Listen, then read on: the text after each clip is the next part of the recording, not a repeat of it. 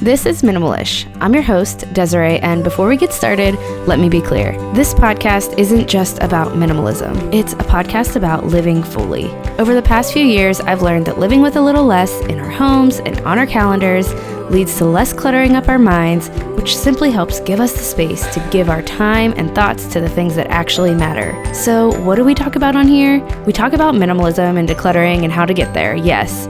But we also have conversations about pursuing intentionality in the things that matter, like our motherhood, faith, relationships, work, and mindset. Minimalish is a podcast for the women committed to contentment and loving the life in front of them, committed to living with a little less so they can create space for the things that matter most. What it's not about, how many spoons you should have, or any kind of rules or legalistic minimalism that promises you'll be happier if you just get rid of more stuff. Getting rid of stuff isn't what will make you happy. It's about the life you live with the new space you find. If that sounds good to you, grab a mug of whatever you like and stick around. I'm so grateful you're here. Hi friend, welcome back to Minimalish. This is episode 74 and I'm your host, Desiree. Today I'm chatting with my friend Christine Platt. She is a children's book author and she kind of shares her everyday minimalist life over at Afrominimalism on Instagram. I'm so excited to share this conversation with you today because not only did it feel like I was talking to a friend about a bunch of fun and also important things, I just think you're going to love Christine and I think that you are going to learn so much from her. So we talk about a number of different things. We really talk about minimalism to begin with, her journey and her view on minimalism, which if you like the philosophy of the idea of minimalish and the things that I talk about on here, then you're going to love her view as well on minimalism. And I think it's going to be really freeing to you. We also talk about just her journey as an author and she just shares a lot of her story about how this was never a thing that she intended to do, and now she's doing such purposeful work, which is writing children's books. And we also focus in on the importance of diverse children's literature. We talk about this concept of giving our children windows and mirrors. And I think that this conversation is important whether we're a parent or a teacher or we deal with children in some form of our life. We have nieces or nephews or whatever that might be. This conversation is important for you. Let me just tell you a little bit more about Christine before we dive into our conversation. She is a passionate advocate for social justice and policy reform. Her education is in African and African American studies, and she's a believer in the power of storytelling as a tool for social change. Christine's literature centers on teaching race, equity, diversity, and inclusion to people of all ages. When she's not writing, she spends her time curating the Afrominimalist, which is a creative platform chronicling her journey to minimalism. We are going to touch on a lot of those things today, so let's dive into my conversation with Christine. Well, I have Christine from Afrominimalism on Instagram, and she's also a writer and does so many amazing things, which we're going to talk all about. But before we get started, Christine, I'm so glad to have you here. Could you talk a little bit about who you are and what you do? Sure. And I feel like I first need to say that this is not my regular voice and that I may be coughing a little bit throughout. I recently returned from a trip to West Africa. It was dry season. Excuse me. And so my voice is still recovering, but I'm so excited to be a part of this podcast. I'm like, hopefully they can deal with the little coughs here and there. Oh, yeah, no problem. So I am a writer. I am a literacy activist and advocate, a historian. I do anti-racism work, a little bit of a Renaissance woman, I like to call myself every now and then. So also a mother and a minimalist. I've been on my minimalist journey now for almost 3 years. So yeah, that's who I am. I'm learning a lot from other people, learning a lot about myself on this journey. So yeah, really happy to share my story. Yeah, and we're going to talk about a lot of different things today. But before we dig in, could you tell me a little bit about this trip you just took? Because I saw pictures and it seemed just this trip. Yes, it was so tell me as magical as it seemed. Yeah. So for your listeners who don't know, I am a woman of color. a Black woman with roots, obviously, in some part of West Africa and also from the Caribbean. And so 2019 was the year of return, which it marked 400 years since the first Africans were documented arriving here in America, and they arrived in Jamestown.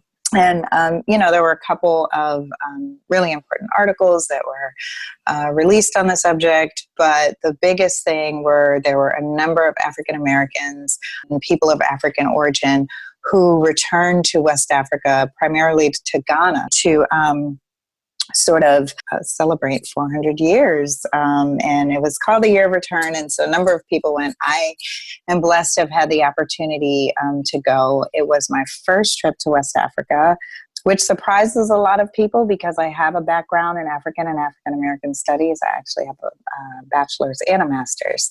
That was my area of focus in undergrad and grad school. But again, as I mentioned, I'm also a mother. So when am I really going to have time to just go to the continent and experience West Africa? So this was a really big deal for me. I literally, when at the end of the year, there were people going all year round, and I ended up being able to spend 2 weeks in Ghana, Togo, and Benin, and it was just absolutely magical. It was emotional. I had an opportunity to visit Cape Coast dungeons, actually stand in some of the holding cells where my ancestors would have been held. It was powerful. I cried. I met so many amazing people. I had a chance to actually see how beautiful my home, my true home was and is. I'm over 40, so I'm 43 years old. And so I grew up with a very much indoctrinated view of Africa, especially West Africa. And there was definitely this sort of sentiment that you should feel so lucky that you're not in West Africa. Oh, those poor people, everyone's struggling, everyone's hungry, and we were fed a lot of, the only images that I really grew up with of Africa were UNICEF images, right? Yeah. So I had a very distorted view, very much growing up. It was obviously opened much more during my undergrad and graduate studies, but it's still nothing like actually going there and being there. And it was just magical. I actually filmed a short documentary about my experience that I'll be showing around the country this year. Yeah. And really opening up the conversation to other people who have gone and people who have not gone to just, it's so powerful. And I understand, it's a journey, and it's a journey that a lot of people will not be able to make in their lifetime. And I feel very blessed that I had that opportunity. So definitely want to share my experience. And it was magical. I can go on forever, so I'm going to stop now because I'll spend the whole podcast just on the trip. And constantly saying it was magical. It was magical because it was it was amazing. So yeah. So now that I'm back, I've been back almost 3 weeks now. And I'm still processing, it's informed my life, my work, my relationship to this country, my relationship to other people. It was a life-changing trip. Yeah, that's amazing. Thank you for sharing about that. And we are going to be talking about your work a lot and what you do. But before we get there, I want to talk about minimalism a little bit, which I'm excited to hear just what your journey was like with that and what kind of led you to that change in your life. And also I want to talk about, your name that you use on Instagram, Afrominimalism and Afrominimalism and what that looks like. So let's approach that topic. All right. Let's see here. So we'll start with my journey. I live in the Washington, D.C. area. Before I became a full-time writer, I basically had a very hectic career in big law and in the government. Excuse me. And, I definitely had fallen into the trap of emotional spending. I had a lot of stuff, I don't think people, I don't think people could possibly understand or believe how much stuff I had looking at the space that I live in now, because I live in 630 square feet and very intentional, very Afro-minimalist, which I will talk about in a second. But yeah, I just remember, having a day feeling very overwhelmed. There was always something to clean. There was always something to wash. Oh, it was, the thing with having a lot of stuff is you have to manage and take care of a lot of stuff, right? And I just remember it was a Sunday, because most of my Sundays were devoted to cleaning and taking care of the house back then. And I looked around and I was like, I cannot continue like this. I have so much stuff. So I went online, I'm like digging around, everything that comes up, no matter what search term, you're like, how can I have less stuff? How can I, simplify my life? Everything was like minimalism. And I just always associated minimalism with white folks, right? Like there were like always white folks in the picture. And it was always like one, $10,000 bed, right? With $20,000 white linen. And, I was just like, yeah, that's not for me. But that day I'd come across this blog by Joshua Fields Milbourne and Ryan Nicodemus, the minimalist. And at that time they hadn't done their documentary. It was, they were just bloggers. And I just remember reading and learning and just like looking up from my screen and like really seeing everything that I had for the first time. And I was like, okay, I have to start somewhere. And I literally started with removing one thing. I was like, I'm going to remove one thing a day, because I just felt like, I don't know, it felt like I couldn't do it all at once. It just seemed way too overwhelming. I felt like our home was going to look empty. We were obviously in a much bigger space at the time. And the idea of like not having pictures on the wall or not like, I don't know, I just couldn't imagine it. So I started removing one thing at a time. And of course you remove one thing and like, it's not like your home looks or feels completely different, right? And so then I started like more and more and more and more. And I just remember I felt so good just letting go. And then it just became this thing. The reason Afro-minimalist sort of came about is because I'm like, there have to be other people of color out here doing this type of work. There have to be other people who are interested in being minimalist, but have only seen some of the barren aesthetic images that are so often associated with minimalism.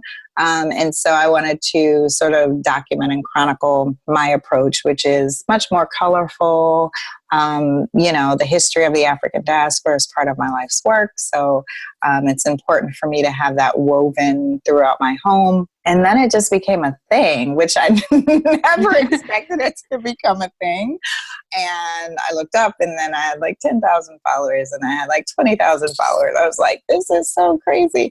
But I've met so many like amazing and wonderful, very eclectic minimalists, which is what I wanted, right? I wanted that community that didn't necessarily have the $10,000 bed, right? Like, and I've met so many like wonderful families who've converted buses and who are living in tiny houses, and like we all share our stories, and I don't know, it's just so magical. Like I just feel like they're my people, So Afro-minimalism is really just my approach to minimalism, which is just like living an intentional life that's influenced by the African diaspora. And I think it's a good way to sort of take away the barren aesthetic that's often associated with minimalism. I think people tend to confuse the two, right? Like living a minimalist life is really living with intention, right? And it may not necessarily always look so barren for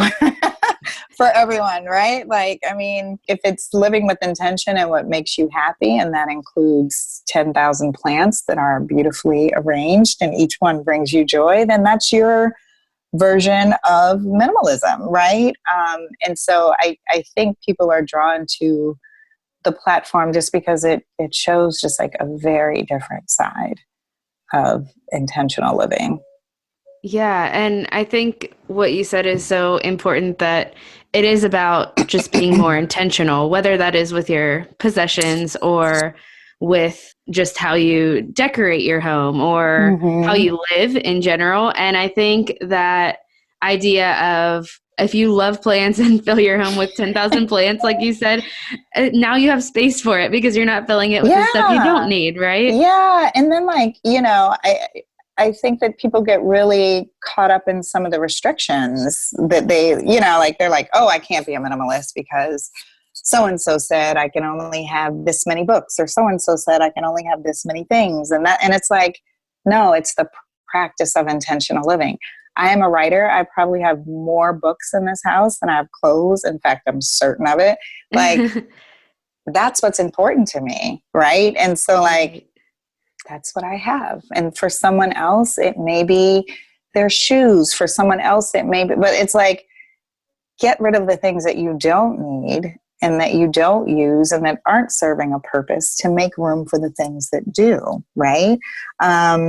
And so, yeah, I've had a lot of fun documenting my journey. I've had a lot of fun. I think it's so great to take pictures. I tell people all the time when they're starting their journey to take pictures. I look back, there was I was featured on Apartment Therapy maybe about a year and a half ago now. And I look back at those pictures and I just remember thinking like, this is the minimal, like, this is the least amount of stuff I can ever live with, right? Like, this is it. And I remember they were like, oh, just wait until your home is ready and like, till you feel like you're at that. And I was like, this is it.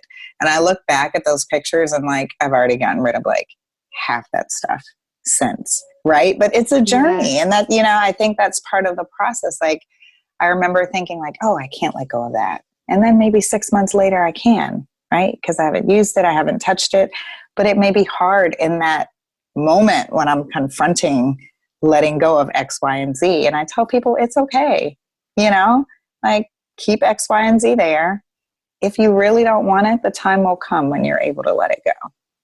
Yeah, that's so important. It's so important. It doesn't have to be rushed, right? It doesn't have to be Yeah. all in now or never. It's Yeah. People are just, so hard on themselves about it. And they're like, I'm going to do it all this weekend. And I'm just like, I don't think that's a good idea, but you can try. I always, like, I always encourage people to try. But I'm just like, I just think that's putting a lot of pressure on yourself that you're going to declutter your entire 5,000 square foot home in a weekend, when it took you yeah, 10 years to fill it with stuff. Like, that's a lot. So I think people put a lot of unrealistic pressures and expectations on themselves when it comes to minimalism and living with intention. And I really try and encourage people not to do that. Because I feel like that's when people they're like, I can't be a minimalist. I'm like, yeah, you can. You just got to take your time with it, be easy with yourself. right. And define it for yourself. Yeah, that's a big thing for me. Yeah. And I love the pictures that I've seen of your home. It's beautiful. Thank And you. I feels like if you can make your home a reflection of you with the things that are intentionally there because you use them or you love them, then that's a beautiful way to do minimalism. Definitely. Have you noticed that like you have more space in your mind and your day in Oh my general God. to do Oh the my work that you gosh. love now? Oh my gosh. Like, I write children's books and I've written a lot of children's books over the past 2 years. I never thought I would be a children's author, just given the nature of the work that I do. And it's, again, life is a journey, right? And I love writing for children so much. I actually feel bad for the people who bought my first book, which was actually an adult historical fiction. And I just feel like so bad. I'm like, I keep promising I'm going to write another story for them. There have been times, especially last year, I think, yeah, I wrote over a dozen children's books last year alone. And I remember there were times where I'd just be like sitting at my desk writing. I'd look around and I'm like, there's no way that I would be able to do this if I was still living the same life that I was living several years ago. I can clean, like deep clean my entire house in an hour as opposed to spending all Sunday cleaning, right?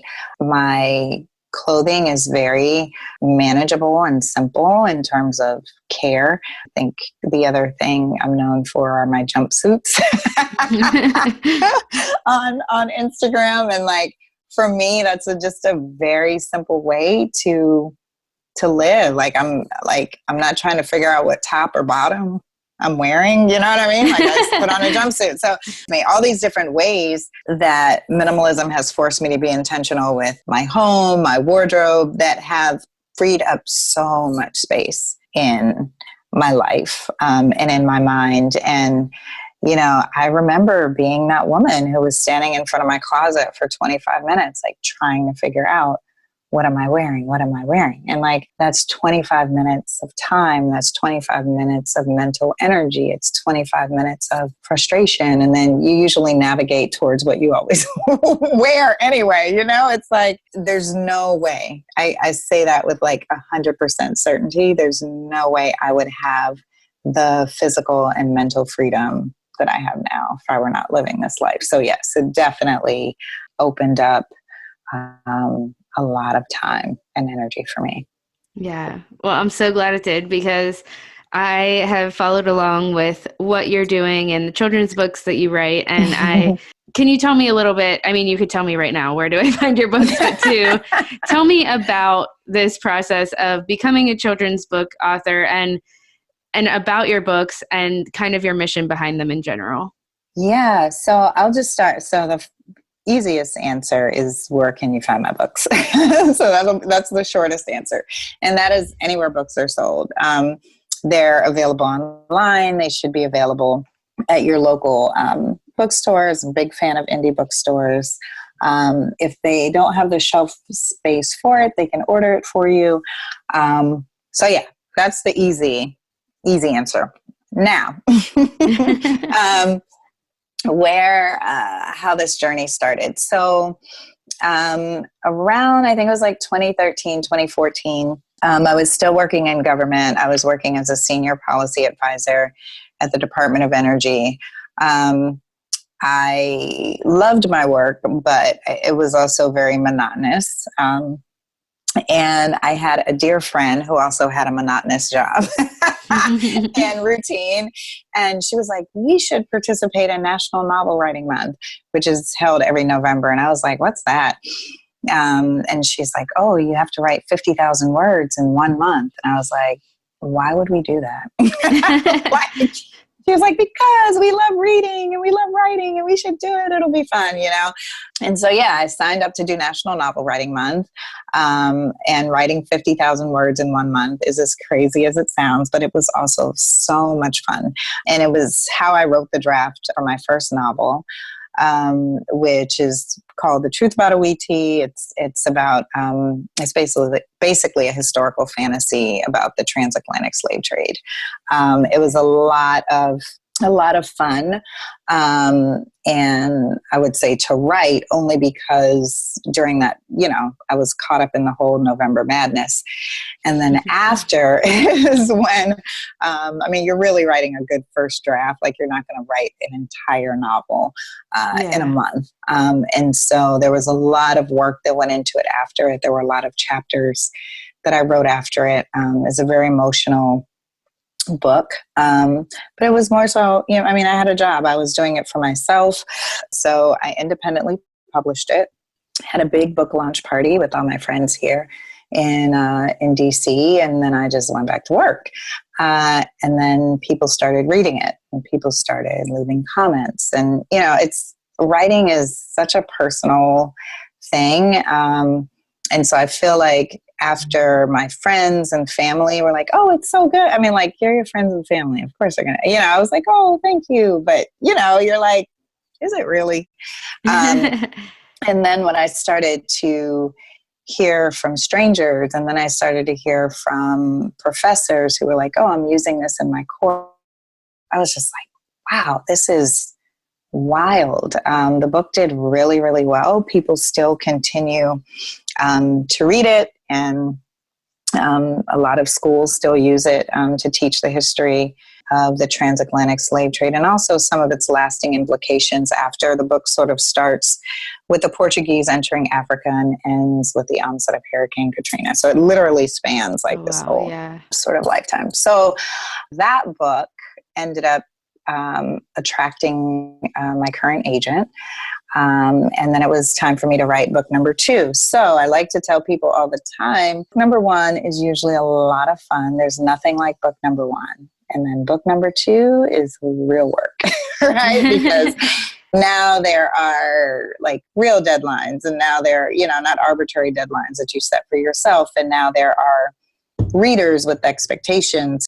I couldn't write the same. I couldn't deliver the same. It was just very, very different. So my agent has always done writing for children.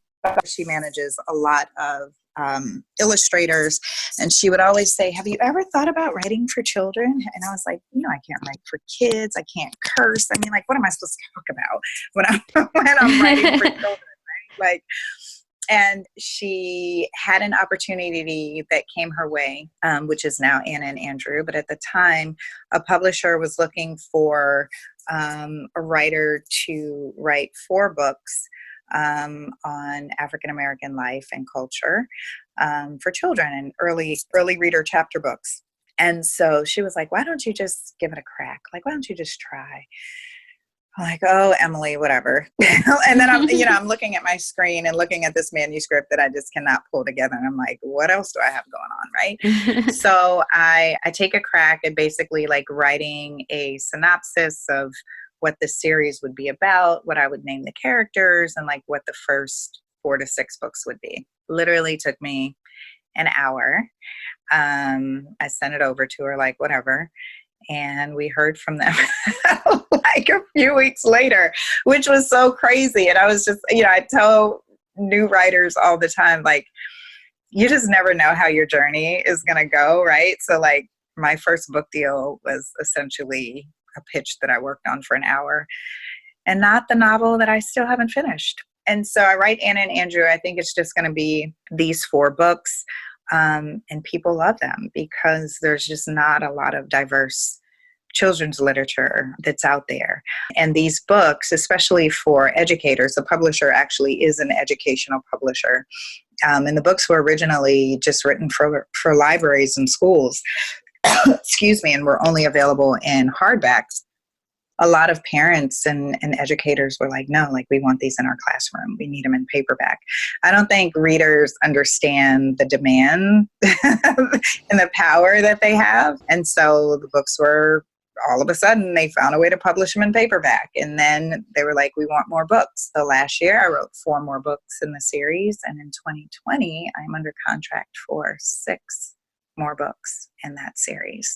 And so Anna and Andrew are 2 siblings that live in Washington, D.C., and they basically just go on adventures with their family. And, they have family in Savannah, Georgia. So that gives me an opportunity to teach them a little bit about Southern history and culture, and sort of weave in moments of, it's tough topics to talk about, right? Like, there's a whole thing that, teaching history can be hard, right? So finding ways to just weave it into the story and sort of normalize it, rather than making it this glaring, horrible moment that it probably was. Like, it's hard to teach kids that way, right? And so I think the response from parents and educators with these books it's been wonderful, and I'm grateful. They serve as windows and mirrors. So I know you probably see me talk about that a lot on Instagram, which is that is what books are, especially for our children.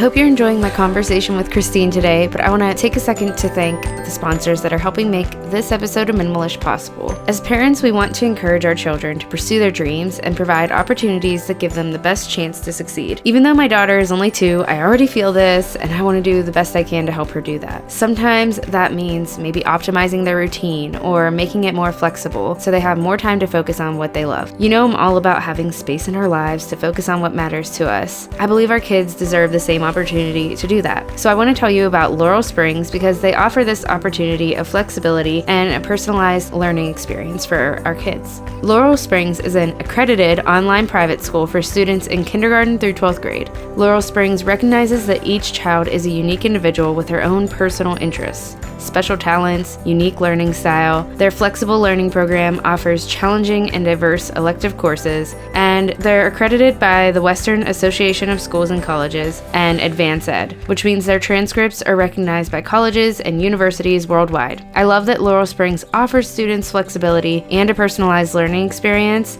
that's really catered to their learning style. If you think this is something that your child might benefit from, listeners of Minimalish can get their registration fee waived. So register your child at laurelsprings.com/minimalish today and receive a waived registration fee. That's laurelsprings.com/minimalish for your waived registration fee. laurelsprings.com/minimalish. I also want to tell you about Prepdish. You may have heard me talk about Prepdish before. They're a longtime sponsor of the show, and I just love all that they're about. If you want to simplify meal planning, Prepdish is one of my favorite companies that can help you out with this. They're a meal planning service that sends you an email with a meal plan, grocery list, and prep ahead instructions every single week so that all of your meals are planned out and completely ready for the week. You can choose from gluten-free, paleo, and even keto options, and it makes eating healthy so much easier. The meals are also delicious. I love that there's no guesswork when it comes to actual mealtime each day, because as a mom, everyone, including myself sometimes, gets a little cranky around this time of day, and the last thing I want to think about is what's for dinner and feeling like I have to start from scratch with a meal idea. Thanks to Prepdish, it's already planned out for me, and I've already done a bulk of the prep earlier in the week. If you're looking to cook healthier meals for your family, but also wanting to simplify the whole thing, definitely check out Prepdish. The best part, Allison, the founder, is offering listeners of Minimalish a 2-week free trial, so you've got nothing to lose. That's literally 2 weeks of meals planned out for you, grocery lists and prep included for free. Head to prepdish.com/minimalish to try it out. That's prepdish.com/minimalish to try it out. All right, let's get back to my conversation with Christine. I just love it.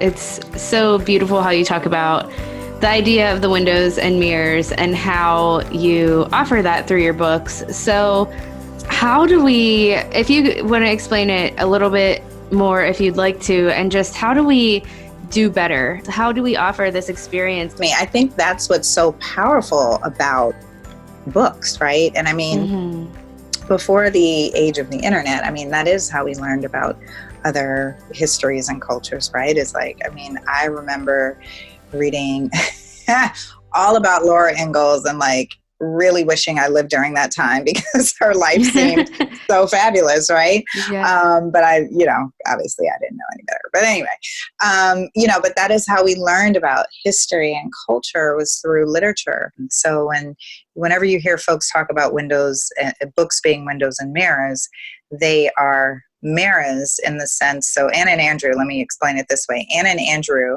would be mirrors for African American children. It's an opportunity for them to see themselves represented on the page in a positive way, see family life that is similar to their own, and to learn about their history and culture. And these books also serve as windows for children who are not African American or of African descent, because they have an opportunity to sort of peek into, imagine them peeking into a window and learning about, another way of life, another culture, another history. And it's really powerful. And I think, exposing your children to diverse literature early on is what is so important. And it's not just African American literature, it's indigenous literature and stories.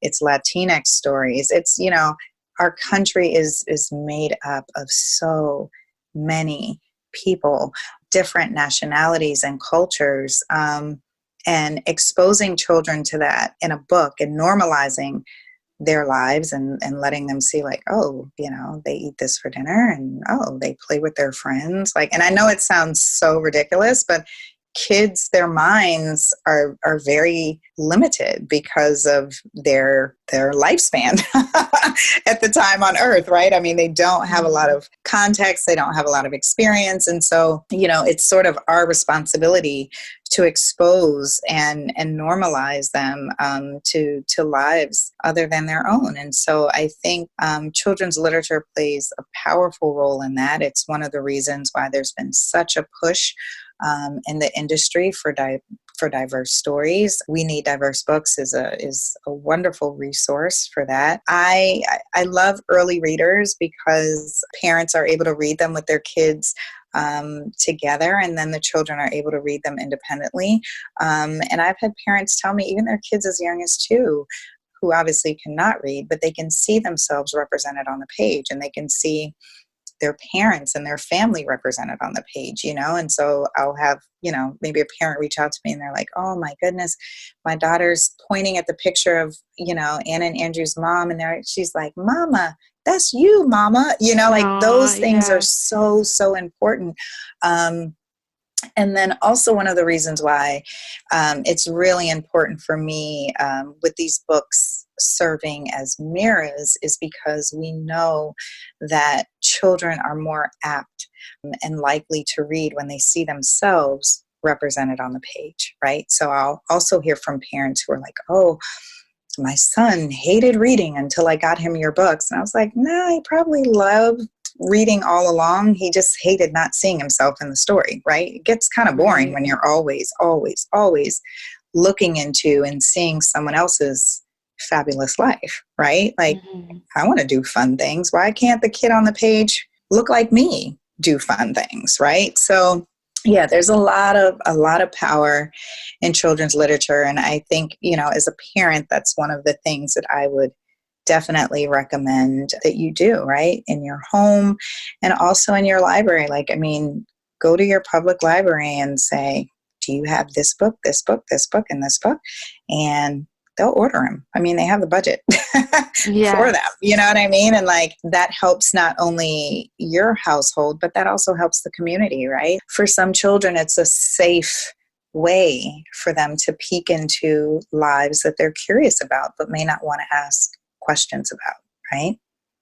Right. And it opens that door to, okay, now that I've learned through a book, I could be friends with that kid in my class that looks like Andrew. And it builds over time. I think that's what folks also forget is that, like, especially when it comes to teaching history, like, you build on it over time. It's helping not only your child, it's helping their teachers, right? Like, you, for example, in the book Going to Ghana, Anna and Andrew have an opportunity to go with their dad. He's presenting at a conference in Accra, and he has, they get an opportunity to go with him to Ghana. They visit one of the slave castles there, and all of this is talked about in a very, very age-appropriate way.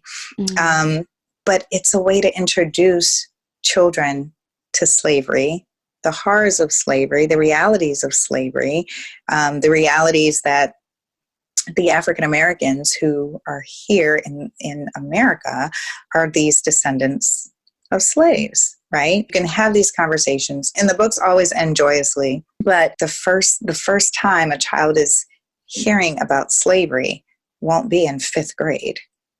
You know what I mean? Like, it's so hard to try and engage students and expect the level of empathy I think that we expect from some of our students when the first time they're hearing about something is when they're 12, 14, 15 years old. They have no idea what you're talking about or why you want them to be empathetic or why they should be, right? And so for me to hear from white mamas who are like, oh my gosh, her son is 5 and they had read Going to Ghana. And she said, he was just so fascinated by this story. It makes this connection. And she said, he just can't stop talking about this story and how, the slave dungeons were. And that's the door of return. And then he drew a picture for his class. And she was just so excited and thank you for, making this an accessible subject for us to talk about. Mm. I have so many amazing and wonderful stories that I get to share. I do on my Instagram. So if there are any parents listening out there that want to sort of, check in and sort of see how that could work, definitely check out some of the little squares. Any square where you see a happy, smiling face of a child. Those are usually, I'm usually like, can I share the picture? So yeah, it's wonderful work, and it's work that we can all do. And I'm a big advocate of diverse children's literature. Yeah, and I love that it just opens that conversation at home, in a safe space where it's not, you get to have that conversation and open up that conversation in your home versus you just don't know what's coming out of the mouth of a teacher at school, Yeah. And you're not there to hear it, and you're not there to navigate that. To answer questions in a way that you feel comfortable as a parent answering, right? So, I remember when my daughter was younger, she's 16 now, but kids ask some really tough questions sometimes, right? And I remember being able to tell her, Nala, when if I tried to explain this to you now, you wouldn't understand, but mommy promises I'll tell you more when you're old enough to get, having the power to say that, whether because you're not ready to talk about it just yet, or you're not ready to explain and go deeper a little yet. It gives you a lot of power, and it also starts building this trust that you want your children to have when it comes to talking about really tough things, right? Right. Yeah.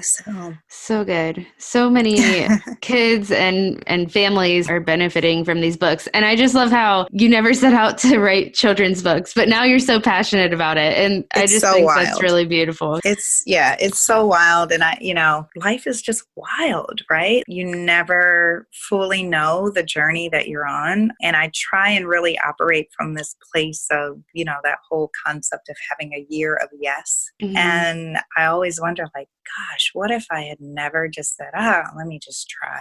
Okay, yeah, I'll do it. Emily, fine. You know what I mean? I'm usually always agreeing to do something begrudgingly. But anyway, that's part of my creative process.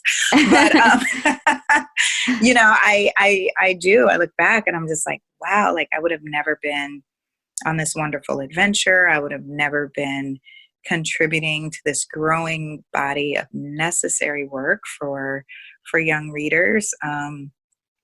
So it's just been this beautiful, wild journey, and I love it. And kids are so much more open and very engaging. And the older kids, when I go to talk to middle school students, it's really more so to talk about the process of writing and the power of words and language, right? And they're so over us adults, right? They're just just cannot believe that we are still out here arguing and talking about race. And they're but the world is we need to find a new earth. And I'm all of these things are true. You know what I mean? They're so over us, right? And so right. I also think that writing for and working with young people, it just gives you hope, and they have an opportunity and many opportunities that, much of the older generation never had. And they're making really good use of it. Yeah. I honestly, you work with young people, you're we're going to be fine. We're going to be fine, Yeah, that's so true. I was a middle school teacher for a while. It is hopeful to see that they maybe have it together a little bit more than they're more informed, you know what I mean? They're more informed and they're more aware. I talk to my daughter about that all the time. I'm you don't understand the power that you have growing. If I had Google, if I had YouTube, I would have been an amazing teenager, but I had to struggle and figure out how to put on makeup on my own, right? I mean, like that's a very simple way to look at it, but like the access that they have to not only be informed about themselves, but also about the world is so infinite, right? Like they would have never only had, well, they never have just, images of Africa because of UNICEF, right? Like they could literally go on Google Earth and like go look at, like, it's just wild to me. So anyway, I feel like, they have more access to information, which is why they are more well-informed and also more aware and willing to make some of the social changes that may be harder for people who didn't grow up with that. So the good parts of the internet. There are so many good parts, but there are hard parts so too. Many bad parts. Yeah. Yeah, we're living in a very, very interesting time. And I think because of the access that young people have, it's one of the reasons why we can't continue to sort of, shelter them and try and keep them in the safe bubble, right? And I was a total bubble mom, so I get it. Like the world is so crazy and so scary when you think about it. And I just kept her in that safe bubble as long as possible and just let the air out really, really slow. But like, by the time she reached high school, I was like, here we go. Like, I mean, you can only keep them sheltered for so long, right? So yeah, it's one of the reasons why we don't have the luxury of sheltering and bubbling our children as much as some of our like foremothers did, Yeah, absolutely. Well, I am loving this conversation so much, and I am so excited to share it. And I just think it's important. It's important that we be intentional for all of those reasons to give our kids those opportunities for the windows and the mirrors. And I'm glad that your books do that. I have 2 questions though, that I always ask every guest. I want to know, what's something that you're simplifying right now? And that was a very heavy sigh. And for good reason. Being in West Africa definitely taught me and showed me just how hectic a lifestyle we live here in the West. Oh my gosh. Like it was I think because I was there for 2 weeks, I really had an opportunity to sort of just shift mentally and physically and emotionally. And I came back and it was just very, very jarring. And I live in Washington, D.C., which is probably one of like the busiest, hectic cities in, the United States, right? Yeah. And I live, White House is right there. Capitol Hill is right there. There's a lot of social unrest and anxiety here in the city. I came back and I was just like, everything is so rushed and hurried and frantic, and everyone just seemed to look so unhappy and miserable. And I was just like, I don't want to be here, And so I think right now, one of the things that I'm really trying to simplify is how can I manage my time, space, and energy very differently so that I don't fall into the hecticness that is so associated with our culture. And it's very unsettling. And I think it's very easy to get caught up in normalizing how we move in this country because everyone moves that way, right? Like everyone's rushed, everyone's hurried, everyone's like, what time is it? What are we, And so when I feel myself now, I guess sort of moving into that space, like making sure that I pause. I'm really trying to simplify like how I manage my energy and my spirit and my flow and my hurriedness, and make sure that I remain at a pace that is very comfortable for me. 2019 was not comfortable at all. Always tired, always rushing, always missing a deadline, always, and it was just, it didn't feel good, and so not being in that space, I don't want to return to that space. So that's my answer. Yeah, that's so good. It's so hard to get. I mean, I know that I don't like the pace of our country. It doesn't work for my personality type, for most people. But yeah, it's so easy to get caught up in that more of not just the more of stuff, but the more of doing. And more, it's so much. And, I think the problem is that we tend to neglect some of the best parts of ourselves when we do that. I was telling a friend, like, hearing myself say out loud, like I used to think it all throughout 2019 and actually do this, but hearing myself say out loud, like, oh my God, I don't have time to eat right now. Like, that is so ridiculous. How do you not have time to eat and take care of yourself? Right? Like, that's crazy. And so when I feel myself moving into that space, and I think certain careers, certain lifestyles, certain, responsibilities sort of lend themselves to people, certain people finding themselves in that space more than others. And the writer's life is definitely a life like that. And I have to just really like pause and be like, ma'am, you need to eat to survive. You need to eat to not faint. You know what I mean? Like, yeah. You need to eat. Like, what are you talking about? It takes 2 minutes to make a sandwich. But we can get so caught up in that. So yeah, and I'm being very intentional about that. That's so good. Okay. Then my second question is, what is something that you can't stop talking about right now? Clearly, I can't stop talking about West Africa. Like, I can't. I just can't. I probably never will be. It was everything. I can't stop talking about it. And just like being really excited about this new decade and beginning new decade in West Africa and starting it at a space and in a pace that I really want. Yeah, I can't stop talking about it. That's amazing. I knew that was going to be your answer for that one. I'm so thankful I got to hear a little bit about your trip, and I'm so thankful we got to have this conversation. Thank you. This was so fun. So fun. Thank you so much for having me.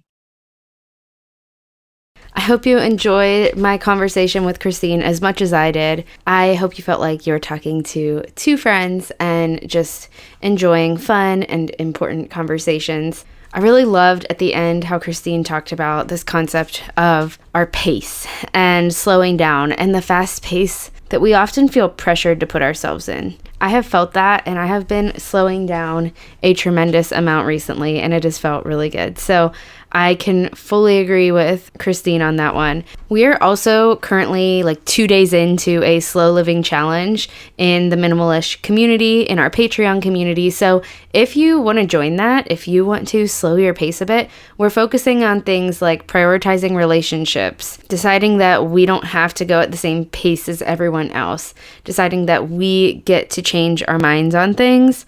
We will be focusing on our consumption habits and consuming less, and we'll be focusing on, of course, putting what matters most to us at the forefront of our lives and really deciding how we need to restructure our days to do that, and deciding what slow living even means to us as individuals and what it looks like for our families. So if that's something of interest to you, it's not too late to join. You can head over to patreon.com/minimalish and see what that's all about. I would love to see you in that challenge. I am excited to be doing it and going through it with you all myself. We also just had an interview last week with the author of Chasing Slow, Erin Lochner, which we read as a group last month. And that was really amazing. And you can watch the replay of that when you jump into the Slow Living Challenge.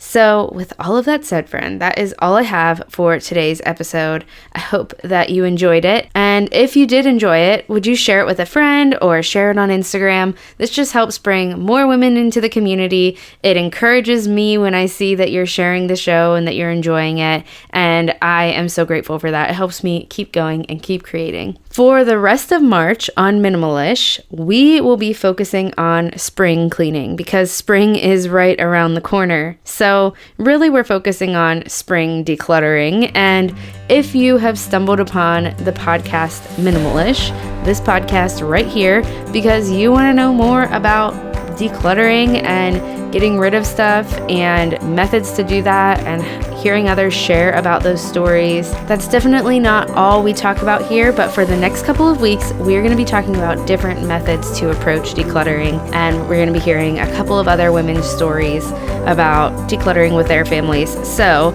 I cannot wait to share those with you. So stay tuned in for the next couple of weeks for some decluttering inspiration, whether this is your first time around or you just need to do some maintenance decluttering, or you just like hearing other people talk about decluttering. This is the place for you for the next couple of weeks. All right, friend, I will talk to you right back here next week.